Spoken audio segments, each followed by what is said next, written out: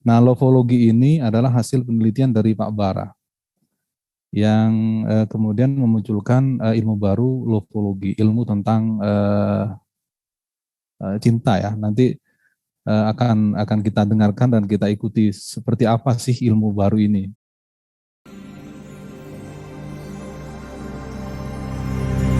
Pusat Studi Gender dan Keluarga Islami, Pasca Sarjana IAI Al-Kolam. Assalamualaikum warahmatullahi wabarakatuh. Waalaikumsalam warahmatullahi Wassalatu wabarakatuh. wassalam ala sayyidina Muhammadin al-Fatih lima ulik wal khatim lima sabaq nasiril haqqi bil haqqi wal hadi ila siratil mustaqim wa ala alihi haqqa qadrihi wa miqdarihi al-azim. Rabbi shrah li sadri wa yassir li amri wa hlul 'uqdatam min lisani yafqahu qawli, amma ba'd. Yang saya muliakan, yang saya hormati segenap pembicara hari ini dalam kegiatan seminar virtual yang diadakan oleh Pusat Studi Gender dan Keluarga Islami PSGKI yang tadi pagi sudah diresmikan bersama oleh Ibu Wakil Bupati sekaligus ketua ketua pergerakan PKK, ketua 1, bersama dengan saya selaku Direktur Pasca Sarjana. Kemudian juga yang saya hormati teman-teman anggota PSGKI dan seluruh peserta webinar hari ini yang saya muliakan. Alhamdulillah, saya sangat bersyukur bahwa dalam waktu singkat di hari di mana PSGKI ini diresmikan, di launching, di hari itu juga kita sudah melaksanakan kegiatan yang positif, dan insya Allah mudah-mudahan setelah ini akan ada kegiatan yang sama dan juga kegiatan-kegiatan yang lain dalam rangka untuk menguatkan, memperluas kontribusi perguruan tinggi dalam hal ini pasca sarjana dalam bidang kajian gender dan keluarga Islami. Yang kedua juga saya juga sangat bersyukur karena PSGKI kemudian di hari lahirnya itu langsung berjasama dengan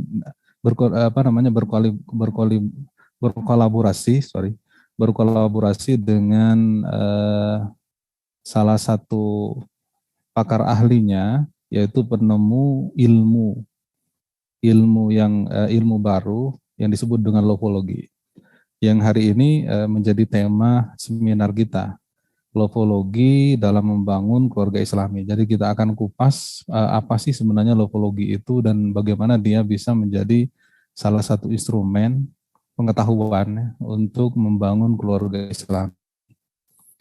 Nah, sementara lofologi ini memang berasal dari hasil riset yang sangat lama dan induktif. Jadi benar-benar dari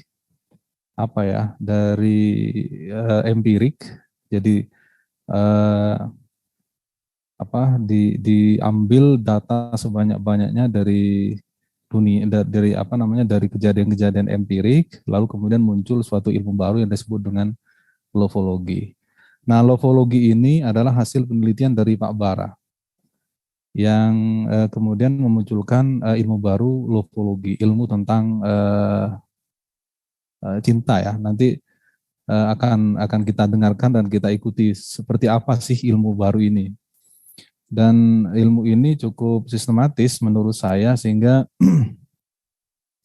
nanti ada dua hal yang bisa kita pelajari lah. Jadi mulai awal ini kita sudah bisa simpulkan ada dua hal yang bisa kita pelajari, bahwa ilmu itu baru disebut dengan ilmu ketika dia sudah sistematis. Seperti misalnya ilmu logika. Ilmu logika itu menurut Ibnu Khaldun adalah ilmu tertua di dunia.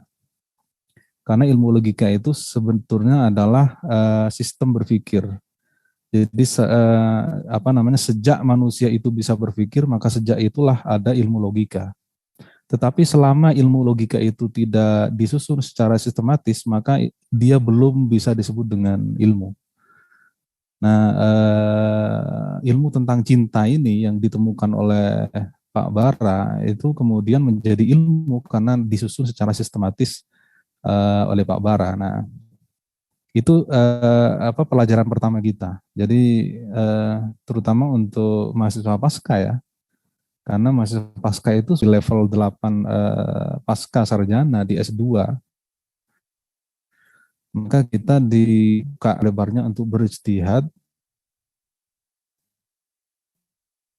dan ditemukan sesuatu baru mengennya.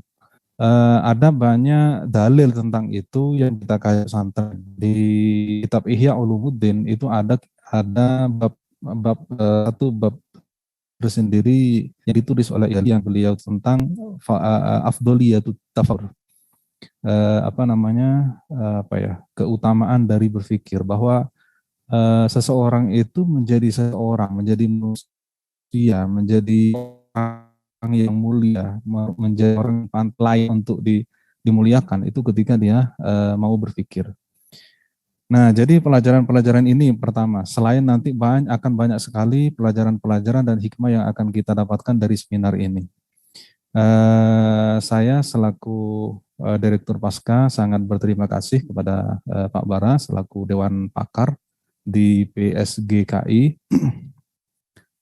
juga kepada Ibu Sita selaku Ketua PSGKI dan semua pihak, semua anggota dari PSGKI dan semua pihak yang mendukung dari acara ini.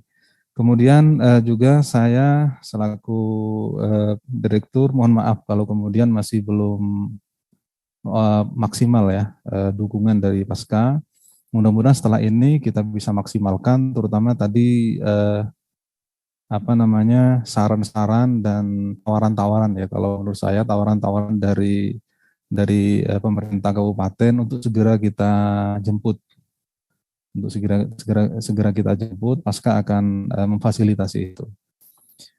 Kemudian yang terakhir, selamat kepada PSGKI dan selamat kepada seluruh peserta. Selamat untuk mengikuti seminar ini. Mudah-mudahan kita mendapatkan ilmu yang manfaat, barokah, fid dini wad dunya wal akhirah. Demikian dari saya, kurang lebihnya mohon maaf. Wallahul muwaffiq ila aqwamit thoriq. Assalamualaikum warahmatullahi wabarakatuh.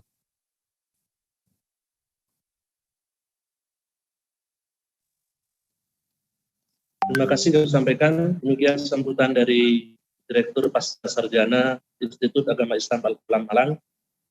Untuk selanjutnya kita beranjak pada pemateri yang pertama. Dalam hal ini akan disampaikan oleh Bapak Bara Susanto selaku Loflog dan juga founder dari Lofologi. Beliau diatur. Ya, mungkin ada beberapa yang baru mengenal tentang lofologi ya, karena ini adalah sesuatu yang baru. Banyak orang yang bertanya, apa sih lofologi itu? Lofologi adalah sebuah ilmu yang saya tulis berdasarkan riset selama 9 tahun, dan hari ini kita mempublikasikan melalui persiapan juga yang cukup panjang, sekitar 4 tahun. Kenapa waktu yang cukup panjang? Karena saya secara pribadi harus berhati-hati untuk mengeluarkan statement bahwa ini adalah sebagai sebuah ilmu. Tidak sekonyong-konyong ini ilmu, karena saya harus bertanggungjawabkan yang mungkin besar sekali pertanggungjawabannya. Apapun yang kita terima juga harus kita ajarkan. Nah, semoga lofologi sebagai ilmu memberikan nilai manfaat bagi kita semua. Lofologi Institute adalah sebuah lembaga kajian, edukasi, riset and development berbasis lofologi. Lofologi itu sendiri adalah sebuah ilmu yang mempelajari 4 hal: love, relationship, goals, and management. Berikut profil dari lofologi. Jika Anda baru pertama kali mendengar Lofology, ya, ini adalah Lofology, sebuah ilmu yang telah saya temukan setelah melakukan riset selama 9 tahun. Sebuah ilmu tentang love and relationship yang telah saya petakan dengan sangat sederhana, logis, dan sistematis, agar mampu diajarkan dengan baik sesuai usia dan kebutuhannya.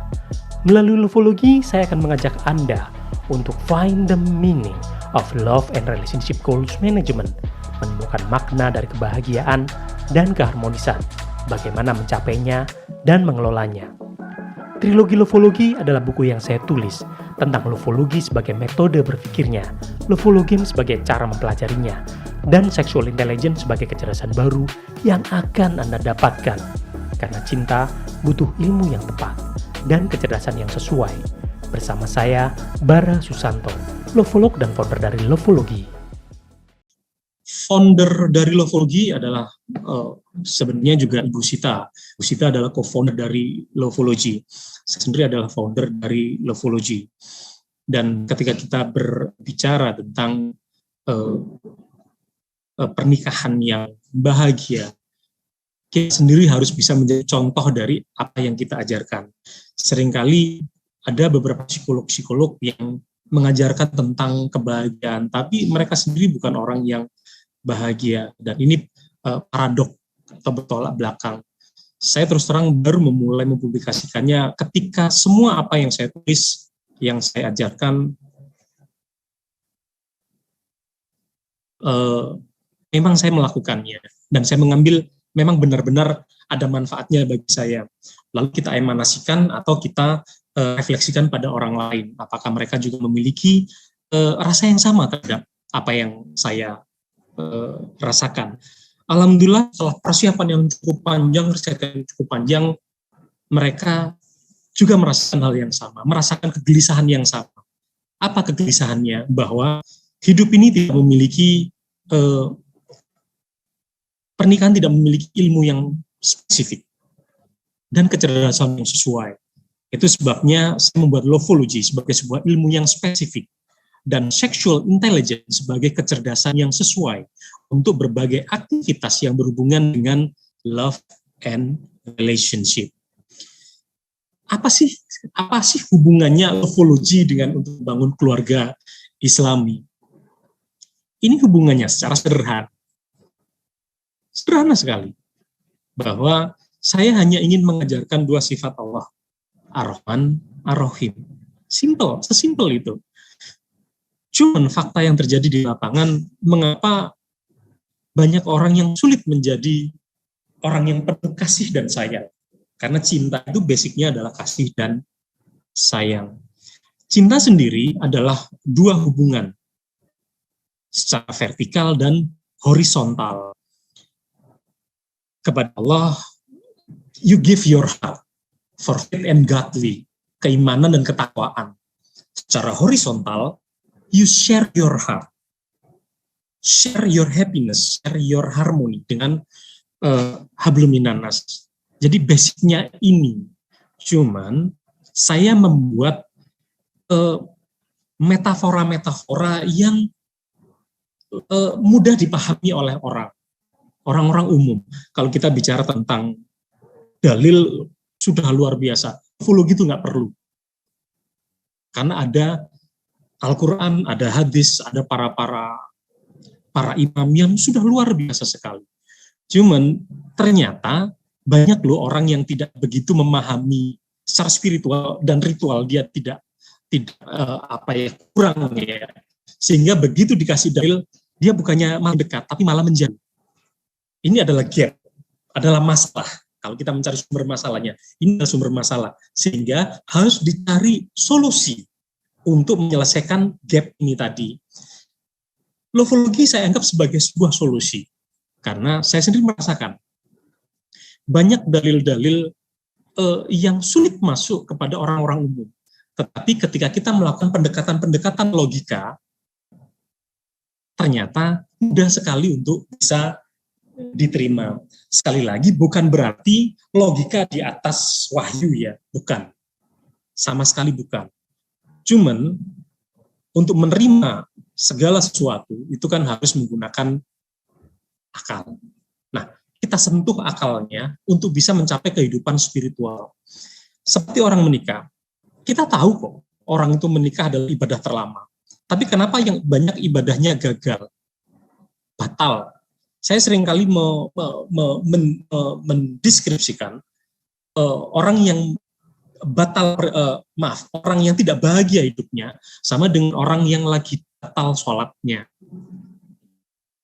Niatnya, ijabnya kepada Allah untuk bersama-sama, beribadah bersama-sama, menjadikan sesuatu yang haram menjadi halal, lalu membangun sebuah peradaban kecil dalam sebuah rumahnya dengan penuh cinta kasih dan sayang, sakinah mawaddah warahmah, ternyata tidak tercapai.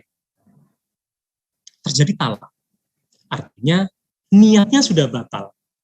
Terjadi perselingkuhan. Sama dengan orang sholat, maaf, tiba-tiba dia kentut. Sholatnya batal. Sama dengan pernikahannya batal. Tapi yang lucu adalah banyak orang-orang yang tidak sadar bahwa dia sedang pernikahannya sedang batal, lalu tetap melanjutkan pernikahannya. Sama dengan saat kita kentut dan kita masih tetap sholat terus. Dan kita sadar bahwa itu kita sudah batal wudunya. Gambaran-gambaran sederhana seperti ini yang kami tanamkan kepada khalayak umum, sehingga mereka menyadari bahwa oh iya, kalau pernikahan saya sudah batal harus dilakukan, niat lagi, wudhu lagi, sholat bareng lagi, jamaah lagi. Kan ada imamnya, suami, ada makmumnya seorang istri, ada anak-anaknya. Niatnya ditata. Tanpa niat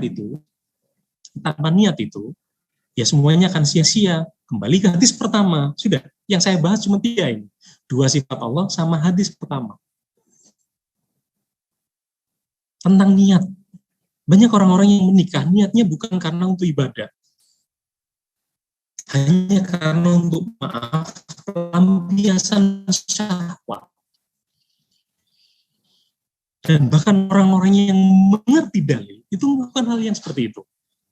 Bagaimana saya bisa berbicara semacam ini tentang saya sebagai orang Jawa, risetnya di Jawa, bukan. Tidak hanya tentang saya sebagai seorang muslim, tidak. Sebagian besar agama saya jelajahi. Habituasinya, budayanya. Saya bertemu dengan banyak orang di seluruh dunia.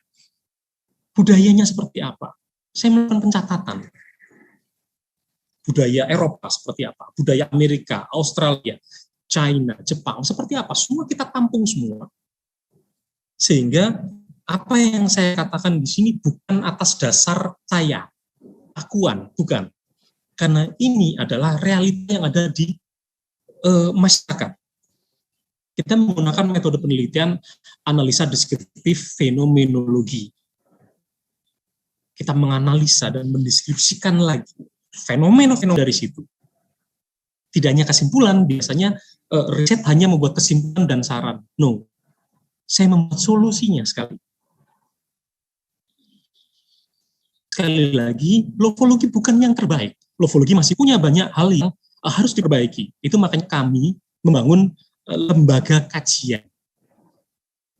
Agar bisa banyak pihak yang mengkaji. Terutama pada aspek pertama, yaitu religi, spiritual, aspek agama. Karena ternyata orang-orang yang kita anggap memiliki SQ atau spiritual quotient yang tinggi sekali, ternyata itu bukan spiritual quotient, tapi kecerdasan ritual. Mereka hanya fokus pada ritual-ritual saja. Belum masuk pada kecerdasan spiritual. Sehingga banyak terjadi kasus-kasus, misalnya pemuka-pemuka agama dari semua agama dan semua kepercayaan. Terjadi kasus-kasus perilaku hasrat yang salah. Nanti ada videonya. Dan kita tahu berita di setiap hari di media massa, beritanya banyak sekali kasus pelecehan seksual, tidak hanya pelecehan seksual, persoalan yang overexpose, itu juga banyak sekali. Orang-orang yang tidak bahagia, pernikahan berantakan. Hari ini kemarin ada rumah yang dibongkar sama istrinya gara-gara suaminya selingkuh. Kacau semua. Ketika niatnya bermasalah, kita melakukan aktivitas yang salah, yang kita gadaikan itu banyak sekali. Lofologi dalam posisi untuk mencegah itu. Dalam posisi itu. Kita cegah semuanya. Apakah bisa? Insya Allah bisa. Karena dengan berbagai metode, secara spiritual, jenengan semua mungkin yang para peserta itu sudah luar biasa sekali ilmunya. Bisa dikolaborasikan. Lofologi masuk pada lebih banyak masuk pada aspek yang kelima, alat berpikir. Saya menyebutnya ini sebagai 10 alat berpikir manusia. Yang tertinggi yang ke-10. Saya pastikan itu yang tertinggi, tidak bisa disaingi. Karena kita hari ini itu karena itu. Tapi saya perlu menyentuh alat berpikir yang kelima, akal. Dan dalam banyak penelitian, dalam tokoh-tokoh, 10 alat berpikir ini, seringkali manusia dalam alat berpikir yang pertama dan kedua saja sudah gagal. Insting dan naluri, sudah gagal. Makanya seringkali saya selalu menyebut bahwa kita adalah orang yang masih belajar untuk menjadi manusia. Terus belajar untuk menjadi manusia. Oke, positioning. Ini adalah SI atau sexual intelligence. Aspek agama saya taruh di nomor 1. Karena basic dari semuanya itu adalah ini. Sekali lagi, lofologi adalah ilmu yang universal. Karena untuk memenuhi persyaratan sebuah ilmu harus sistematis. Sudah sistematis. Koheren, harus koheren. Lalu universal. Dia universal, sehingga lofologi bisa dipelajari oleh siapapun juga, budaya manapun, agama apapun, siapapun dia boleh mempelajari lofologi. PSG, SJKI Al-Qalam, Pasca Sarjana Al-Qalam, ingin membuat warna baru. Yang khususnya, expert di sini adalah pada aspek Islam. Makanya kita membentuk keluarga Islami. Bukan berarti keluarga Islam itu hanya untuk orang Islam. Makanya di visi itu adalah deskripsi dan saya lupa. Deskripsi dan implementasi yang universal. Nilai-nilai kita itu bisa ditawarkan ke orang lain. Dan pasti dianggap sebagai sebuah kebenaran ketika kita mau bisa diadaptasi, diadopsi untuk mereka. Jadi Islami itu bagi saya, makanya tadi waktu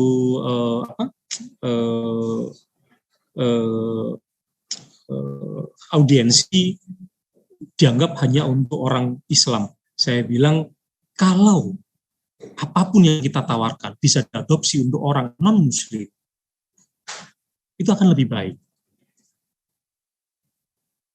Syiar tanpa dia ngerti di syiar, ngaji tanpa sadar bahwa dia telah ngaji. Sama, lofologi pun sama. Kita berbicara tentang Islam. Lofologi itu Islam sebenarnya. Lofologi itu Islam. Cuman siapa yang akan lebih expert lagi? Jenengan semua, bukan saya. Oke, yuk kita lihat videonya.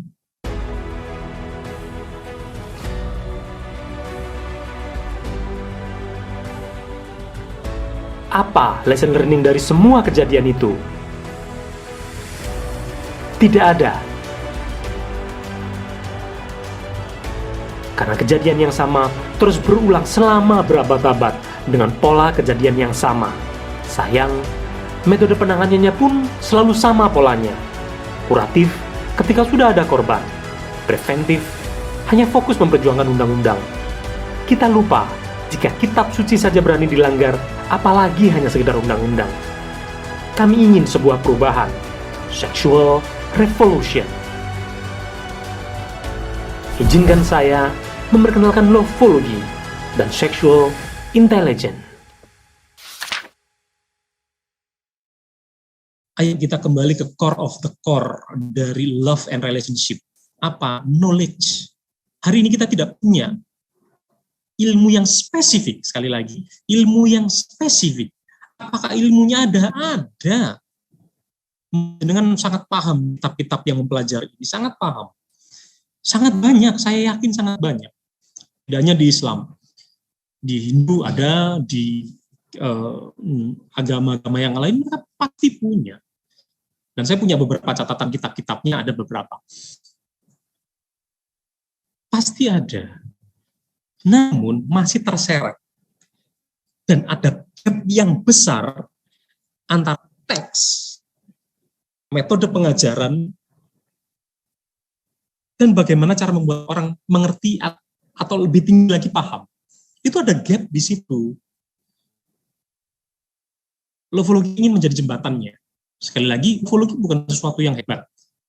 Dia hanya ingin menjadi jembatan di situ. Satu contoh, selalu saya buat cerita tentang logika sederhana. Banyak orang yang minum Homer di bar, menyuruh mereka berhenti pakai dalih, nggak akan bisa. Nggak akan bisa. Mungkin kepala kita diketok oleh bir, botol-botolnya itu mungkin bisa jadi. Tapi ketika kita sentuh logikanya dulu, kita teriak, ada polisi, berhenti. Baru nanti kita masuk pelan-pelan. Metode kami seperti itu. Jadi ini hanya perantara saja, hanya alat untuk sebagai jembatan saja. Oke. Kita bayangkan bahwa ketika love relationship tanpa ilmu dan kecerdasan yang sesuai, ini jadinya mungkin sama seperti ini. Pen laser mungkin sama seperti ini. Ini benang yang ketika kita nggak ngerti dia jadi bola ruwet gitu. Tapi ketika kita mengerti ilmunya, dia bisa jadi sesuatu yang mungkin bisa jadi syal apa. Ini logika sederhana saja. Dan hidup manusia hari ini seperti itu. Suka tidak suka, semua orang seluruh dunia. Kenapa saya bilang seluruh dunia? Karena riset saya cukup lama dengan semua orang, berbagai budaya, berbagai negara. Itu punya masalah yang sama, punya kegelisahan yang sama. Apa? Love and relationship, ruin love and relationship. Love and relationship yang kacau. Dan setiap hari itu ada. Kenapa? Karena tidak memiliki ilmunya, tidak belajar ilmunya.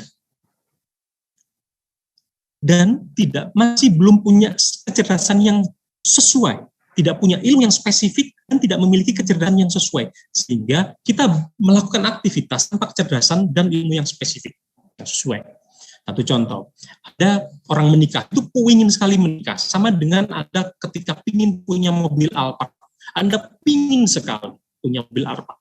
Setelah itu Anda miliki, lalu Anda kendarai tanpa pernah bisa mengendarai mobil, Alphard itu akan hancur. Sama dengan pernikahan. Pingin suami yang ganteng, pingin istri yang cantik, tapi nggak ngerti hidup berumah tangga seperti apa. Kacau semua.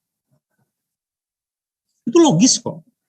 Akhirnya yang terjadi, pernikahan sebentar, rumitnya nggak karu-karuan, panjang sekali. Padahal hanya satu kata cinta saja. Saya paling hati-hati ngomong kata cinta, I love you itu hati-hati. Kepada siapa kita ngomong I love you? Karena hanya satu kata ya, bukan aktivitasnya ya. Only one word. Satu kata, I love you. Itu hukum sebab akibatnya itu panjang loh ya. Satu contoh. Anda waktu SMP ditembak oleh teman Anda. Aku sayang kamu, sampai tua jeeling. Itu panjang sekali. Hanya cuma sekedar satu kata, I love you. Bukan perilaku yang menyimpang. Nggak usah perilaku yang menyimpang. Hanya cuma sekedar I love you saja. Panjang sekali. Sehingga kita harus punya prinsip kehati-hatian dalam berperilaku. Oke. Jika saya boleh mengatakan bahwa lofologi adalah ilmu yang tertua. Ilmu yang paling tua di bumi ini. Sekalipun ilmunya juga baru ada. Nggak tahu dulu namanya apa. Tapi dia ilmu tertua. Karena aktivitas kita hari ini sebelum kita tahu semua ilmu yang ada hari ini, Nabi Adam dan Ibu Hawa sudah melakukan cinta dan sayang. Morfologi. Hawa diciptakan karena kegelisahan dari Adam. Gelisah sekali. Kok ada yang gelisah ya? Diskusi sama Allah. Ya mungkin ada yang lebih paham ceritanya. Diciptakanlah. Dan kita hari ini hukum sebab akibat dari beliau berdua. Oke, ini ilmu tertua. Nanti akan kita diskusikan panjang sekali. Kejahatan pertama di dunia, pembunuhan Qabil terhadap Habil. Yang kita diskusikan selalu adalah pembunuhannya. Saya mempelajari sebabnya. Masalah lofologi, Anda jauh lebih paham. Masalahnya adalah masalah lofologi. Jadi saya sangat aneh sekali ketika hari ini belum ada ilmu ini. Makanya saya ciptakan. Makanya saya buat, bukan saya ciptakan. Saya nggak punya hak untuk menciptakan sesuatu. Makanya saya tulis. Saya catat semua. Kegelisahan-kegelisahan saya catat semua. Saya pelajari semua ilmu. Tidak ada ilmu yang spesifik tentang love and relationship. Hari ini tidak ada. Believe me. Spesifik loh ya, spesifik. Tentang love and relationship, spesifik tidak ada. Psikologi tidak ada. Padahal ilmu yang paling mendekati, dianggap psikologi paling mendekati. Itu tidak ada. William Wundt membuat psikologi pertama kali, itu bukan tentang love and relationship. Agak mendekati adalah Freud. Itu tentang hasrat. Itu pun saya kritisi. Karena love itu bukan tentang hasrat doang. Panjang sekali. Saya jelasin filsafat. Juga tidak ada. Dan yang lucu adalah para ahli filsafat tidak membuat ilmu tentang love and relationship. Karena sebagian besar love and relationship-nya pun kacau. Kemarin pun saya diskusi sama seorang profesor filsafat, rektor salah satu perguruan tinggi. Saya kecewa. Karena beliau bilang, loh kan nggak ada apa-apa. No. Hidup ini kacau karena itu. Dan bisa lurus lagi karena itu. Karena pernikahan itu ibadah ternyata. Pernikahan itu ibadah terlama. Yang harus deskripsi dari ibadah apa, tidak hanya tentang eksistensi ya. Banyak orang yang hanya fokus pada eksistensi saja. Yang penting menikah, dua harmonis, terlihat sama-sama, itu eksistensi. Tapi mereka lupa pada esensinya. Mereka sangat lupa pada esensi, kebermaknaan. Makanya saya selalu mengajak untuk find the meaning of love and relationship goals management. Ini adalah buku-buku saya yang untuk publikasi. Ini ada beberapa aplikasi, kami membuat aplikasi. Oke, kami membuat aplikasi untuk edukasi. Jadi ini bukan cuma sekedar buku. Buku saya mana? Minta tolong buku saya. Minta tolong buku saya. Oke, jadi ini tidak hanya bersama aja ya. Jadi ini tidak hanya tentang penulisan buku saja, tapi kami membuat semua metode pengajarannya. Kami membuat semua metode pengajarannya. Bawa langsung sini, tidak apa-apa. Kami membuat semua metode pengajarannya. Prinsipnya sederhana. Kita akan bertemu dengan banyak orang-orang di luar sana. Yang masing-masing harus kita beri sesuatu yang seperti mereka inginkan. Yang ingin baca buku, kasih buku. Yang kasih buku, yang ingin buku, kasih buku. Yang ingin e-book, kasih e-book. Yang ingin aplikasi, kasih aplikasi. Yang ingin mempelajari love and relationship melalui jalur religi, wah tambah luar biasa. Lofologi nggak ada apa-apanya. Sehingga jadi aneh. Ketika kita punya alat, kita punya kekuatan yang luar biasa untuk berdakwah dalam kebaikan, dalam love and relationship, tetapi faktanya banyak orang-orang yang masih bermasalah. Ini sayang, ini ada gap yang besar yang harus kita cari solusinya. Nanti akan kapan-kapan kita jelaskan bahwa ini adalah golden activity terakhir ya. Ini adalah golden activity 3 dalam kehidupan love and relationship, termasuk relationship itu pernikahan ya. Love itu bersifat pribadi. Love itu bersifat pribadi, relationship bersifat kebersamaan. Relationship bersifat terjadi karena kesepakatan.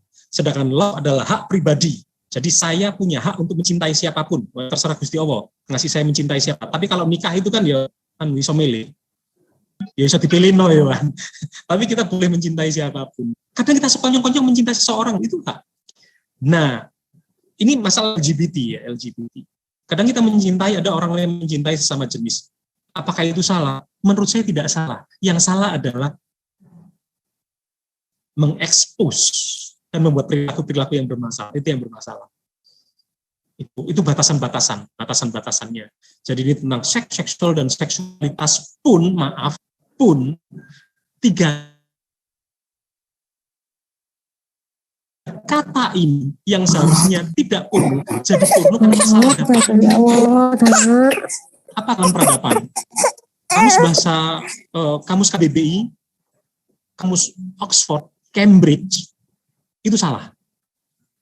Kurang tepat. Dan bisa argumentasi tentang hal ini. Ini yang menjadikan kita ngomong seksual, itu sepertinya sudah, wah tabu, nggak boleh. Oh.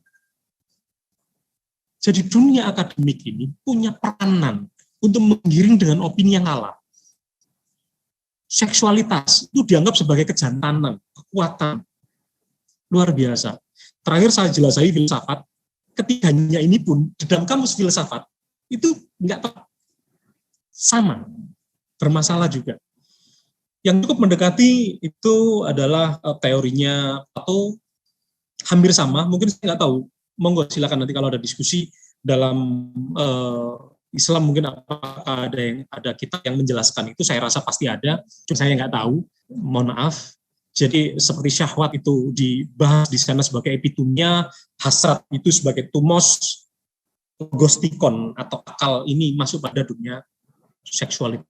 Seksualitas itu hubungan, cuman hubungan, relasi, pernikahan itu seksualitas, punya anak itu hubungan seksualitas. Bukan kemampuan berhubungan loh ya, maaf. Di kamus disebut seperti itu. Seksual itu hasrat, bukan hubungan seks, hasrat. Makanya saya bilang ini adalah sexual intelligence, kecerdasan untuk mengendalikan hasrat. Bukan aktivitas seks, bukan syahwat. Syahwat itu karena hasrat. Ya mungkin Anda jauh lebih paham lah, mungkin di Islam di kitab-kitab mungkin saya akan lebih bahagia sekali ketika kita akan gali.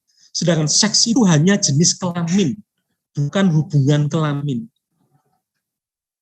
Dengan mendeskripsikan ketiganya ini dengan benar, alhamdulillah anak SMP sekolah itu mau diajar ini. Kenapa? Karena fungsi dari dunia akademik ini sudah dijalankan. Apa? Clarifying konsep, menjernihkan konsep. Fungsi filsafat juga itu. Clarifying konsep. Ketika konsepnya sudah jernih, pikiran akan menerimanya dengan sebagai sesuatu yang benar, sebagai sesuatu yang enak. Yang dulunya ada tembok tebal yang dianggap sebagai pornografi, sekarang ternyata sudah bukan pornografi lagi. Kira-kira demikian. Semoga lufologi bisa menjadi khasanah baru bagi kita semua. Terima kasih. Wassalamualaikum warahmatullahi wabarakatuh. Jadi pertanyaan saya mengenai tentang lufologi. Ya. Jadi apa yang telah disampaikan Pak Bara itu memang benar adanya.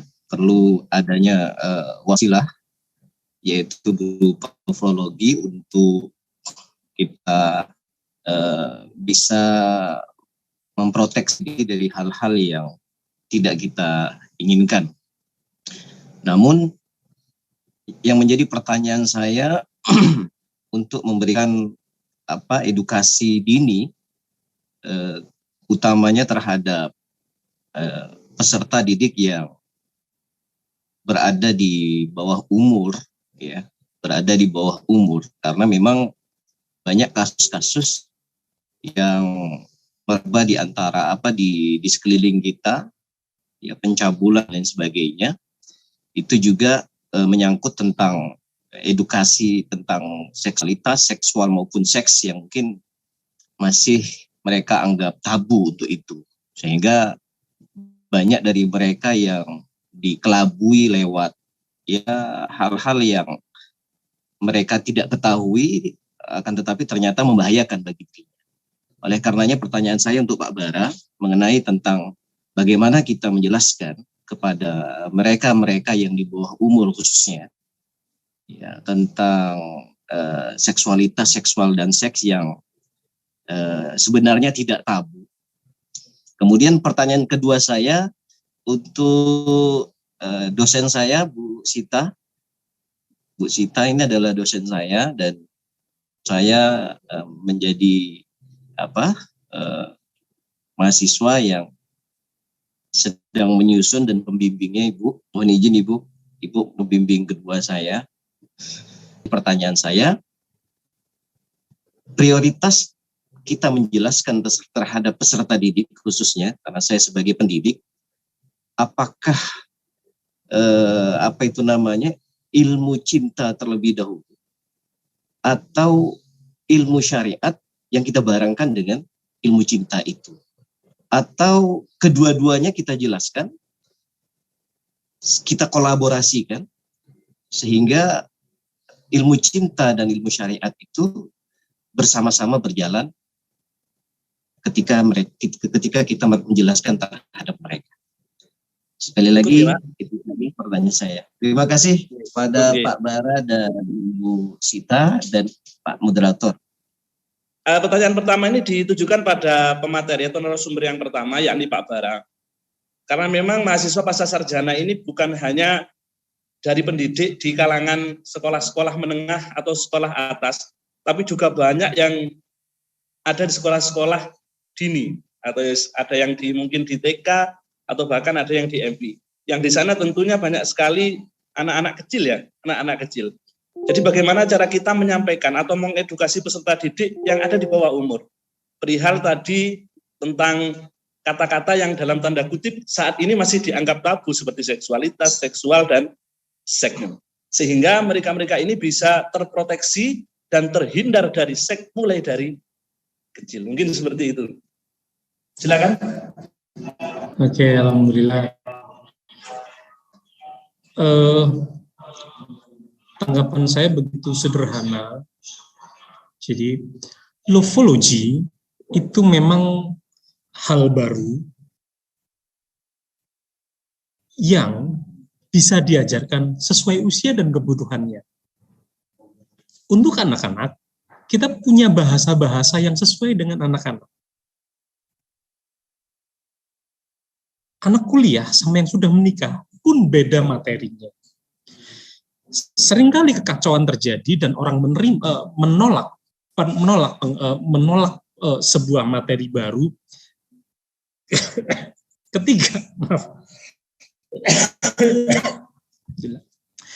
ketika menggunakan bahasa-bahasa yang tidak sesuai dengan usianya, sehingga pasti akan ditolak. Betul itu. Saya hanya untuk mencari skripsi dari 3S tadi, seks, seksual, seksualitas, itu 2 tahun risetnya, baru bisa diterima. Ternyata metode juga. Lalu, satu lagi yang paling penting adalah cara mengajarkan. Seringkali kita, mungkin maksudnya adalah bercanda, tetapi sebenarnya itu adalah bercanda yang merusak konten dari materi yang ingin kita sampaikan. Jadinya tertawa semua, betul. Wah, ngomongin sih nggak karu-karuan, tertawa semua, iya betul. Lucu, iya. Tetapi substansinya hilang. Sudah beda. Dan itu sering saya temuin. Nah, untuk membuat deskripsi yang sesuai, memang perlu waktu. Saya sendiri butuh waktu. Cukup lama kan, saya 9 tahun, 4 tahun, sudah berapa tahun, itu lama sekali. Jadi ketika nantinya sudah konsensus, hari ini, believe me, hari ini itu sudah akan sangat cepat, karena media ya, sangat cepat nantinya untuk perubahan-perubahan. Ketika nanti terjadi konsensus di lokal ini punya konsensus terhadap kesepakatan arti 3S tadi yang betul. Di daerah sana, semua masing-masing sudah punya konsensus sendiri-sendiri. Itulah saatnya akan muncul sebuah paradigma baru terhadap sebuah bahwa 3S atau seksualitas itu sudah nggak perlu. Akan muncul paradigma baru. Hari ini memang masih sulit, ya betul, saya akui. Cuman bukan berarti kita harus berhenti. Ini adalah tantangan bagi saya. Sekali lagi untuk anak-anak, ajarkan hal-hal yang sesuai dengan usia dan kebutuhannya. Dan satu lagi, dalam mengajar ini isu sensitif, sangat sensitif. Yang perlu dipahami adalah siapa yang mengajar. Kredibilitas si pengajar. Ketika kredibilitasnya nggak bagus, ya mungkin kayak dulu ya, cari hadis ya, sahih atau tidak gitu ya.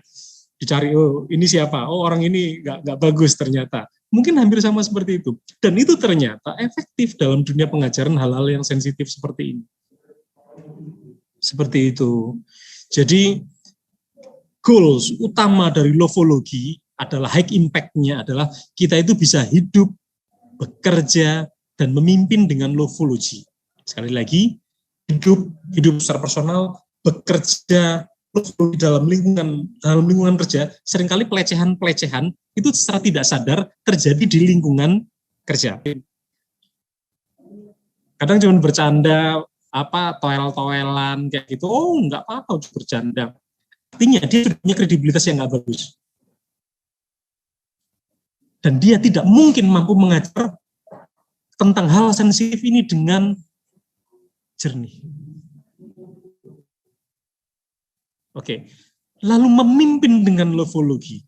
Seorang pemimpin itu harus bisa memimpin dengan lofologi. Cinta, kasih, dan sayang tanpa syahwat dan hasrat. Seringkali seorang pemimpin, menggunakan power untuk power abuse terhadap staf-stafnya. Jadi seorang pemimpin mungkin stafnya akhirnya jadi cinlok atau apa. Dan dia adalah orang-orang yang dipastikan tidak akan bisa mengajarkan lofologi. Karena butuh orang-orang yang jernih di situ. Kira-kira demikian. Personal yang mengajar harus memang punya niat yang baik, lalu metode mengajarnya. Di lofologi sudah ada nanti metode mengajarnya. Lalu konten yang diajarkan itu harus sesuai usia dan kebutuhannya. Coba saya share screen sebentar. Oke. Maaf jika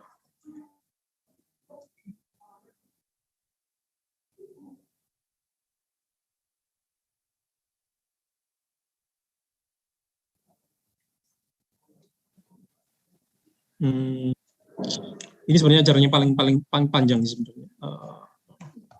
Bentar. Nah, ini adalah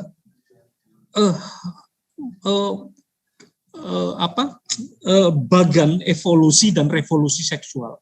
Hari ini kita tuh ada di sini, di the wheel of sexual dumping atau roda pembodohan seksual. Materinya bagus. Maaf, kayak kitab yang saya tahu, kayak kitab Qurratul Uyun katakan.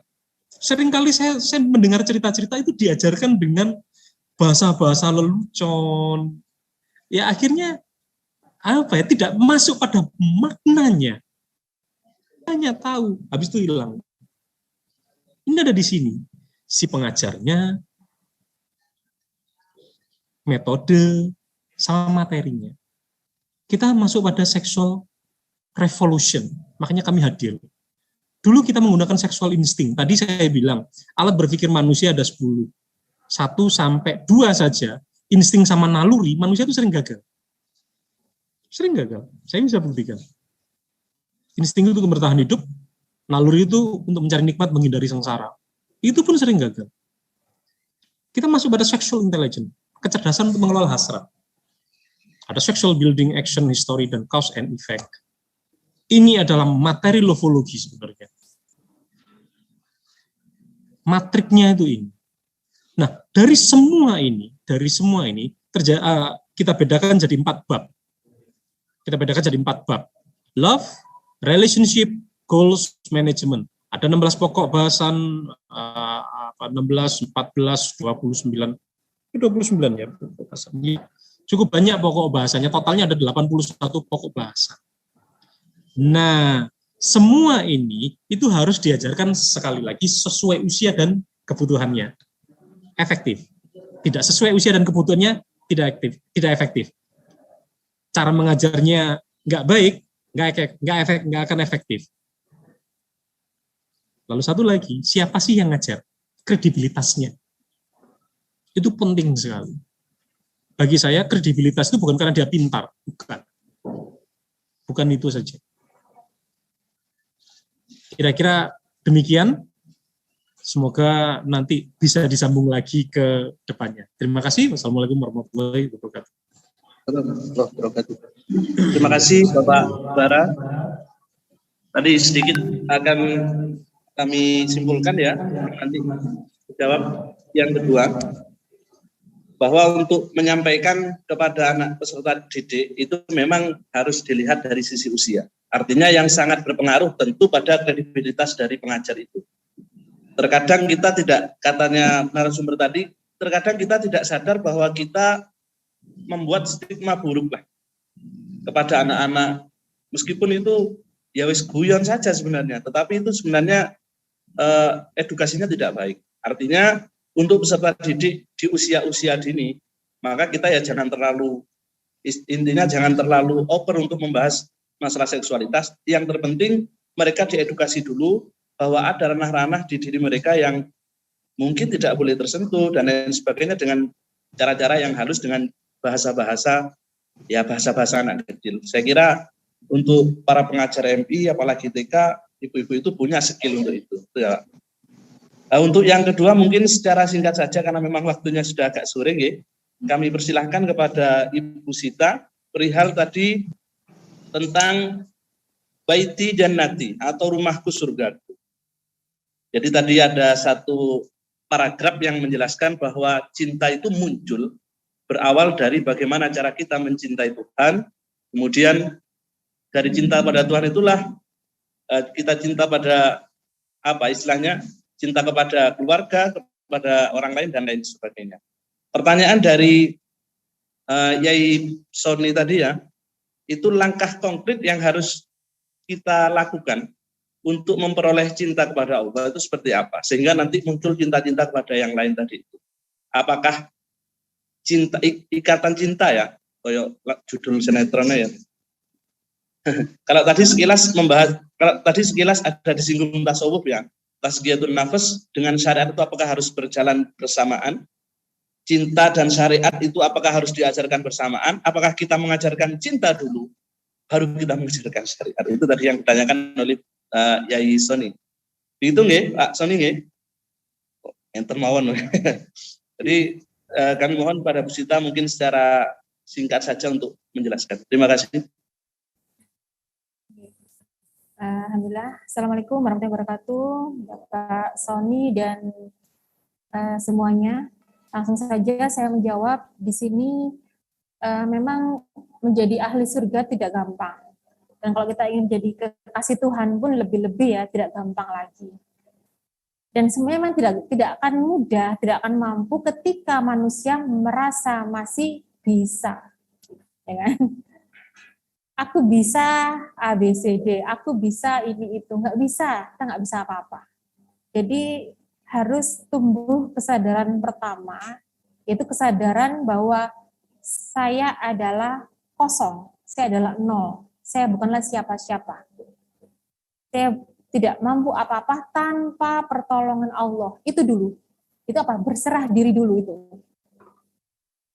Jadi, tapi kita kan selalu metode punya apa gitu kan, bagaimana materinya, ini bagaimana, seperfect apapun, sebagus apapun, tidak akan bisa kalau kita masih belum berserah diri, belum punya kesadaran bahwa saya itu tidak mampu apa-apa tanpa pertolongan Allah. Nah ini dulu ya. Kita melihat dari siapa? Rasulullah tidak bisa memberi hidayah kepada pamannya. Padahal itu Rasulullah, apalagi kita gitu loh.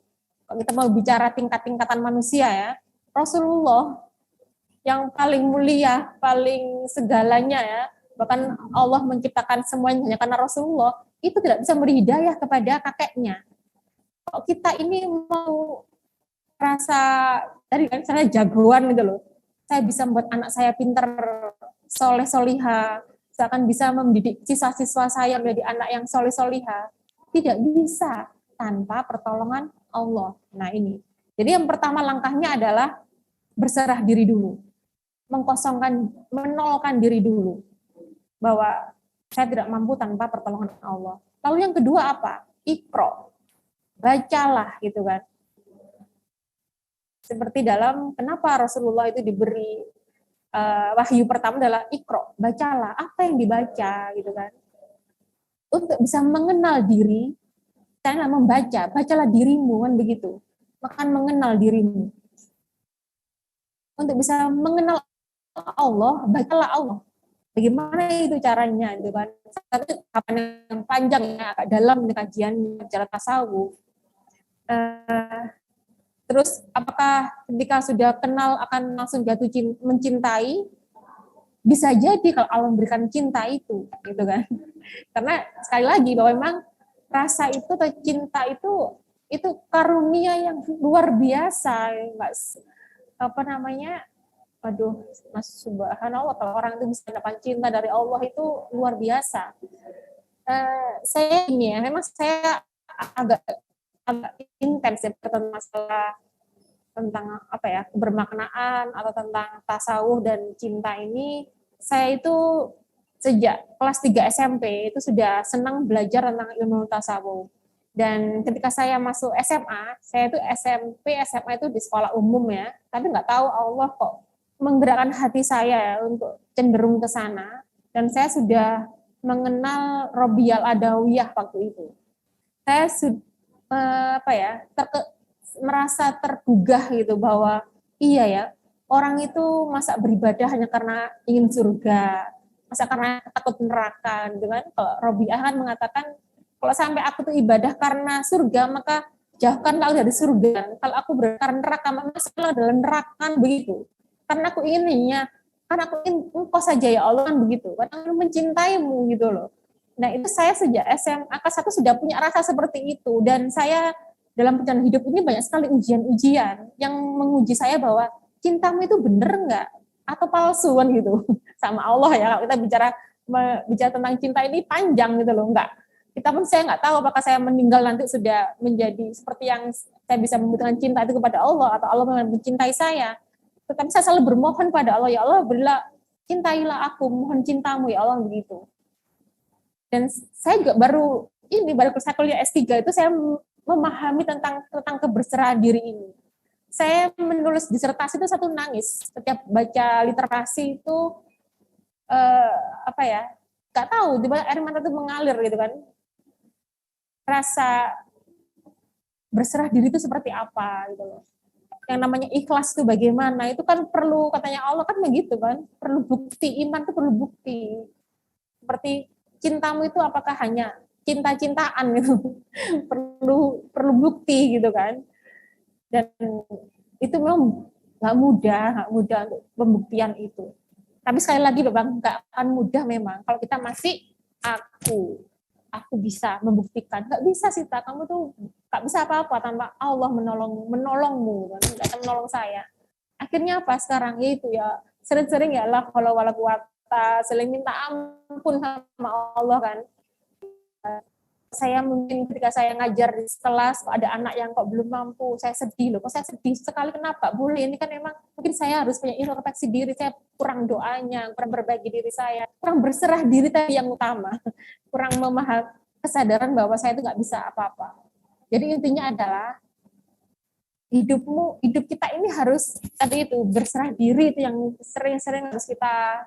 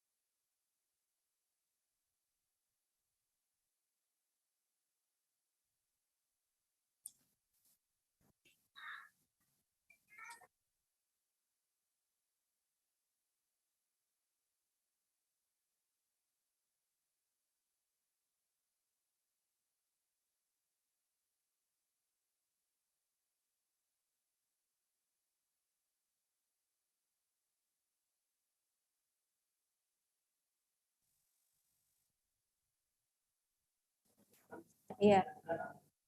Maaf, tadi jaringan kurang bagus, semoga masih bisa didengarkan ya. Ya, oke. Jadi tahapannya ya, syariat, tarikat, hakikat, ma'rifat. Dan oleh Ki Hajar itu dikolaborasikan dengan psikologi perkembangan manusia. Ketika anak masih usia dini ya, umur 3 sampai umur 6 tahun, itu pakai syariat. Yang utama apa? Pembiasaan. Ya kan, pembiasaan. Karena anak kecil tidak tahu ini kenapa, harus bagaimana. Tapi pembiasaan. Pembiasaan. Dan sebelumnya lagi, dalam kandungan, sejak di dalam kandungan roh ditiupkan itu, seorang ibu harus selalu memberikan pesan positif kepada anaknya. Entah itu bacaan Al-Quran, kata-kata yang positif, kasih sayang, dan sebagainya sejak dalam kandungan. Sampai dia dewasa itu harus, ini ibu tuh harus paham betul. Apalagi ibu ini, ya, saya bilang ibu, karena doa ibu, kata-kata ibu adalah doa. Dan itu mustajab. Mungkin di lain waktu kita bisa mengkaji tentang kekuatan spiritual seorang ibu. Ya. Ini sering, kadang perempuan tidak paham, ataupun masyarakat masih kurang. Ini benar-benar luar biasa. Ya. Untuk membentengi anak-anak kita di zaman sekarang ini khususnya. Doa ibu yang pertama. Sejak dalam kandungan dan seterusnya. Anak tidur, sering-sering didoakan, baca Quran, kirim Fatihah. Sebenarnya ibu ini harus prihatin tadi itu. Prihatin ini salah satu cara untuk bisa berserah diri gitu kan. Sudah nggak bisa, kalau ibu punya anaknya banyak misalkan gitu ya. Aduh, itu prihatinnya harus banyak sekali. Ya puasanya dan sebagainya. Intinya adalah di sini pembiasaan yang utama. Kalau tadi bagaimana ngajari anak kecil ya, anak masih PAUD dan sebagainya, itu pembiasaan bahwa kalau kalau ada orang lain harus jangan sampai membuka aurat itu sampai seberapa. Orang tua juga memberikan contoh menjaga auratnya di depan anak. Orang tua semuanya juga seperti itu, lingkungannya. Ya, terus juga dikasih tahu kalau sama orang nggak kenal, jangan mau diajak pergi, atau jangan diajak bicara terlalu dekat dan sebagainya. Itu harus dikasih apakah sudah SD itu saya rasa sudah bisa untuk diajak diskusi. Kasih ilustrasi-ilustrasi yang mudah. Karena Allah pun bilang kita kan banyak ilustrasi ya di dalam Quran itu. Kisah-kisah itu kan ilustrasi sebenarnya. Tidak seperti Fir'aun, tidak seperti Samiri, bagaimana sebagainya. Nah kita pun keadaan dikasih dongeng itu kan sebenarnya kan kisah-kisah gitu, kisah-kisah untuk mengajari anak-anak sesuatu dengan mudah. Nah itu saya rasa dari saya waktunya nggak bisa sangat sedikit ya untuk kita bisa diskusi. Insya Allah nanti mungkin tiap bulan akan kita mengajarkan sarasehan untuk PSDKI ini, terutama masalah mahabbah, tentang keluarga Islami ini seperti apa. tidak hanya bertanya, kami menjawab, tapi juga nanti ada yang menjawab, yang lainnya juga bisa menjawab, karena saya yakin Bapak Ibu luar biasa, punya keilmuan, pengalaman, juga pasti punya, apalagi ini ya, amalan-amalan gitu, amalan-amalan yang bisa di-share dan bisa untuk kami dan yang lainnya seperti itu. Demikian Pak dari saya, mohon maaf. Sekali lagi, semua itu hanyalah Allah ya. Hidayah itu Allah yang memberi, saya hanya berusaha menyampaikan dengan pertolongan Allah semata. Wassalamualaikum warahmatullahi wabarakatuh. Waalaikumsalam. Waalaikumsalam warahmatullahi wabarakatuh. Terima kasih kami sampaikan kepada Bu Sita ya, selaku pemateri yang kedua. Jadi intinya bahwa untuk atau langkah konkret kita agar bisa cintalah pada Allah sehingga bisa mencintai yang lain tadi itu adalah kita harus bisa membuat kesadaran bagi diri kita bahwa kita itu bukan apa-apa. Zero, kosong. Kita tidak bisa apa-apa, kita tidak bisa melakukan apa-apa kecuali itu pertolongan dari Allah. Mungkin intinya seperti itu. Jadi dan selanjutnya sebesar-besarnya, karena untuk acara hari ini memang harus kita tutup karena dibatasi waktu sebenarnya hanya sampai jam 2, ini sudah lewat setengah jam. Dan lagi juga ada kendala sinyal karena di Malang sekarang hujannya agak lebat. Jadi terima kasih kami menyampaikan atas nama panitia pelaksana, atas partisipasi panjenengan semua, atas partisipasi para mahasiswa S2 pasca sarjana Al-Qalam. Mudah-mudahan ilmu yang kita dapatkan pada hari ini dicatat oleh Allah menjadi ilmu yang barokah. Amin. Amin. Amin. Amin. Amin. Kalau nanti ada pertanyaan-pertanyaan bisa langsung menghubungi Bu Sita ya, karena saya yakin mahasiswa pasca sarjana ini pasti punya nomor Bu Sita. Atau nanti kalau ada pertanyaan ke Pak Bara, bisa juga menghubungi Bu Sita. Insya Allah kalau Bu Sita tidak sulit menghubungi Pak Bara. Gitu ya. Itu yang bisa kami sampaikan, mengingat waktu yang sudah agak sore, dan saya yakin juga para ustadz, para kiai ini juga mau berangkat ke madrasah diniyahnya masing-masing. Dari saya, apabila dari awal sampai akhir terdapat kesalahan, mohon maaf yang sebesar-besarnya. Saya akhiri, Assalamualaikum warahmatullahi wabarakatuh. Waalaikumsalam warahmatullahi wabarakatuh. Terima kasih Pak Bara, terima kasih Bu Sita. Terima kasih semuanya, semoga bermanfaat. Amin, amin, ya rabbal alamin. Terima kasih semuanya. Terima kasih Bibi.